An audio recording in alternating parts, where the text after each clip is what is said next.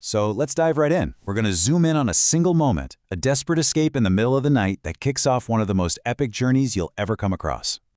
You hear that? That's the sound of silence breaking in a pitch-black stable. And trust me, that's not some friendly piece of advice. It's a warning, a grim one, from a man who knows that even when things seem quiet, danger is always listening. Okay, so picture this. The small, sleepy village of Emond. Seems peaceful, right? Well, not tonight.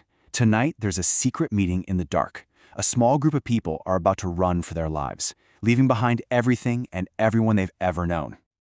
And that's the big question, isn't it? I mean, these aren't hardened warriors or thrill-seeking adventurers. We're talking about shepherds and blacksmiths. What could possibly be so terrifying that it would make them just abandon their home? Well, the answer is pure nightmare fuel. Their village was attacked by these monstrous things called Trollocs. But here's the thing, it wasn't a random attack. The monsters went after the homes of 3 specific young men and only their homes. A mysterious and powerful woman, an Aes Sedai named Moiraine, shows up and tells them, "You're being hunted." Their only shot, she says, is to make a run for it, all the way to the city of Tar Valon. So who are these 3 guys who've suddenly become fugitives?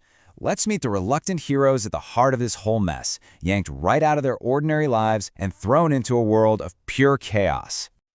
First up, we've got Rand al'Thor. He's a shepherd's son. He knows his way around a flock of sheep, not a fight. But tonight, for the very first time, he's got a sword hanging at his side. You can just imagine how heavy and unnatural that must feel. And this right here tells you everything about him. He's not running because he totally buys the stranger story. He's running because his father believes her, the man he trusts more than anyone. That's a huge leap of faith. Next is Perrin, the blacksmith's apprentice. He's the strong, quiet type, more of a thinker. And he isn't carrying a hammer. No, he's armed with this massive, custom-made battle axe. It feels like it was forged just for this moment, just waiting for him. And then there's Mat Cauthon. Matt's the practical joker of the group, always quick with a smart remark. But tonight, you can tell the jokes are just a cover.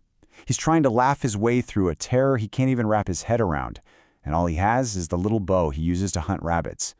Now, the 2 people leading this escape could not be more different. On one hand, you've got Moiraine Sedai. She's calm, in control, talking about fate and something she calls the pattern.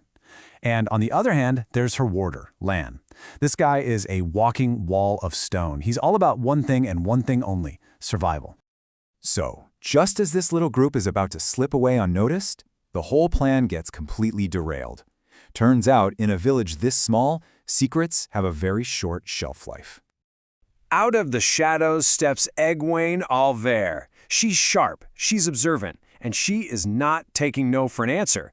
She saw Mat sneaking around, she saw Perrin with that ridiculous axe, and she put 2 and 2 together. She's not asking to come along, she's informing them that she is. And I love this part. Rand tries to be all protective, telling her, "Don't worry, I'll take care of you." And she just fires right back with this. She makes it perfectly clear she's not some damsel in distress. She's an equal on this journey, and she might just be the one doing the protecting. And just when they think the drama's over, another surprise. A voice calls down from the hayloft. It's the traveling gleeman, Thom Merrilin. Yeah, he's been hiding up there, watching the whole thing go down.